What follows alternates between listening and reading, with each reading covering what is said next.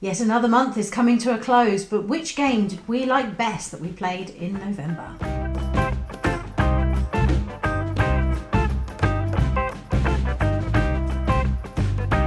Hi, I'm Libby, this is Julian, we are BoxedMeeples and we are here on YouTube but also on Twitter, Instagram and Hive if you'd like to follow us on those platforms too.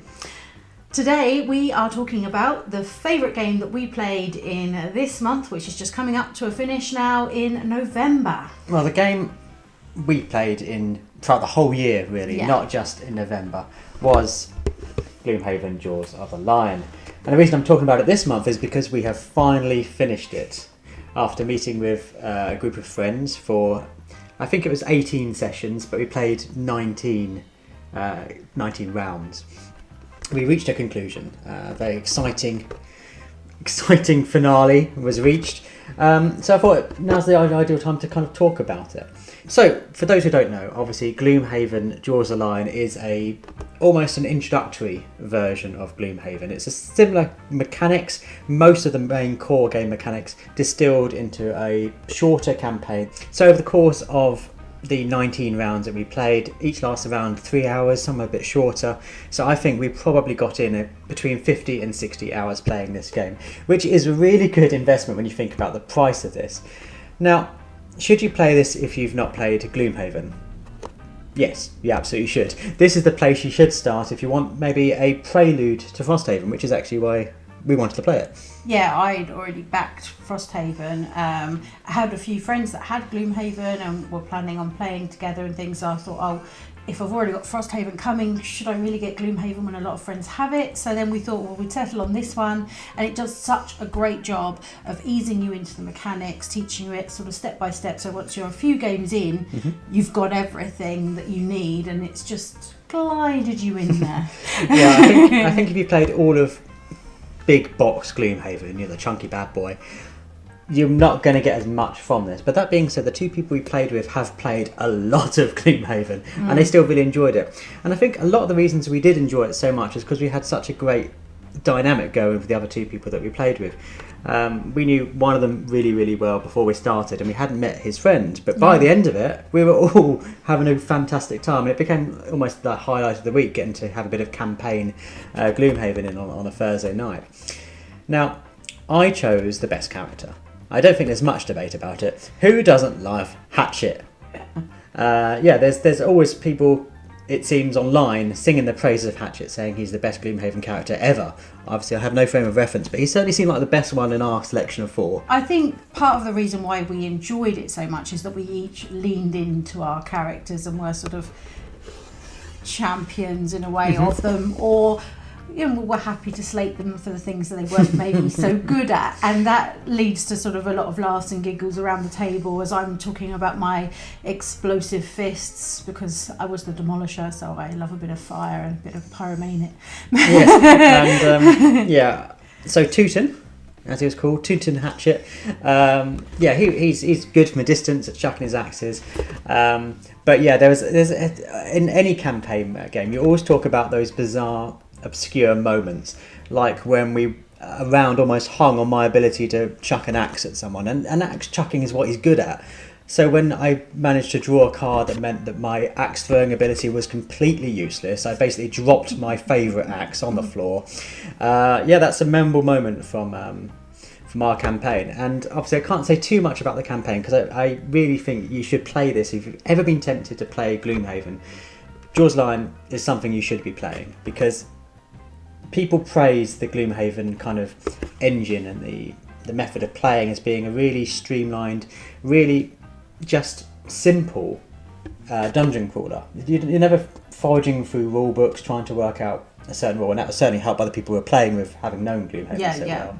And also there are some great watch it plays for each chapter as well, which were really helpful when we played prior to this campaign. But it's just a fun experience, and having played for this, I'm more than excited about playing for Frosthaven. I think I'm ready for a full big box, although we are going to have to probably buy a new shelving unit to fit Frosthaven in. Or, get an extension so that we can find space for the new shelving. Yeah, a whole Frosthaven room would probably be required based on the size of that. So this was a great starting place for us, and I absolutely treasured the time we spent playing it. Almost to a point where I'm a bit sad it's finished. So that's been my game of the month, but also we've been playing since April, so it's been a highlight really of my board game playing year. Yeah, and I'm very pleased to say that we're going to be continuing to play some of those campaign games, mixing them up with some of our sort of shelf of shame options and things like that as we go on that group. So we'll have our campaign Thursdays continuing, and we'll get through a few more that are harder to table sometimes. So that will be fun. Yeah, I'd really love to say what my highlights were, but I don't want to spoil it for anyone. But I enjoyed you playing Hodor. That did help. The voices, of course, were free and flowing, whether they were wanted or not. Completely different genre. In Hodor, but we just bring in all the characters. I have a limited range of voices. Someone's going to be French at some point. Yeah. My favourite also involved voices this month. My favourite game was Obsession, and it's one I've been really looking forward to and really intrigued by for a long time. I do love all that kind of Downton Abbey, Jane Austen, all that period drama stuff. I don't know which period we're saying it's most like, but I enjoyed it immensely. Enticing the Fairchilds to come over and play a game of lawn tennis. Again, we had great fun trying to put on posh accents. To be honest, the accents for Obsession were a lot easier for us to do, being natively British anyway. A lot easier, but yes.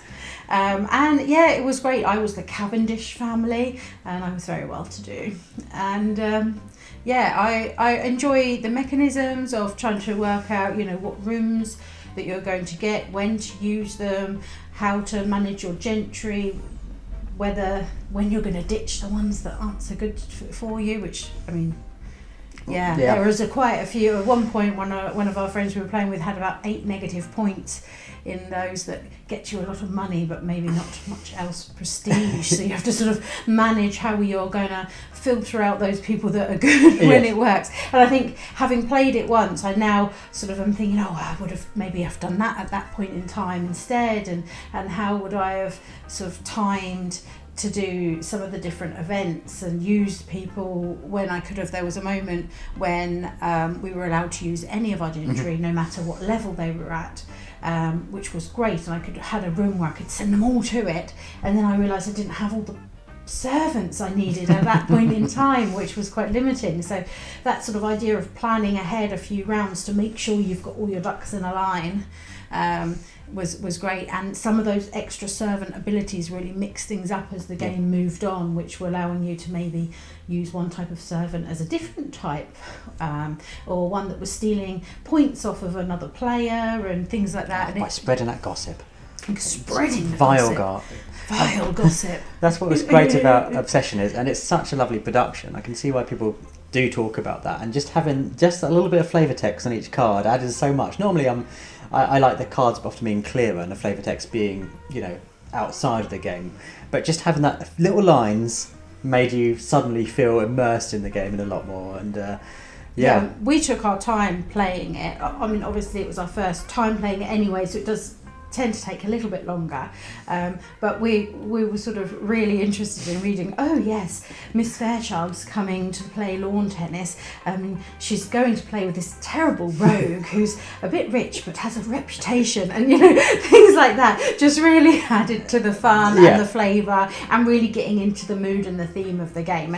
And as many of you that have watched us often know, that we do love really getting into a theme in a game and feeling like you're sort of in the situation that you're supposed to be in, no matter what that is. I think it's just a shame we were playing it in our board game club, which is in a pub, so then we couldn't have theme music, which would have greatly enhanced the experience. I mean, we could have stopped every round for I think we should dressed up for the occasion. It's what the Fairchilds would have been most impressed with. But all in all, we had a fantastic time, and I think that it's one that I wouldn't mind seeing on these shelves at some point. Yeah, I've heard lots of great things about it, and it's really great to have finally got to play it, because it's been really hard to get. It has, and it then came back into stock whilst we were away on holiday. I think I've seen a few back in stock in time for Christmas presents, so we'll see whether I manage to get treated by someone on the list. But what game have you enjoyed most in November? Do let us know in the comments down below. If you've played Jaws of Lion or indeed Obsession, any tips for that you can share with us for should we ever play them again? Yeah, we'd love to hear from you. Please do comment, as Julian said, and feel free to like the video, subscribe and ring the bell so you can hear all about our upcoming videos as they come out. And who knows what will be our favourite game in December. See you then.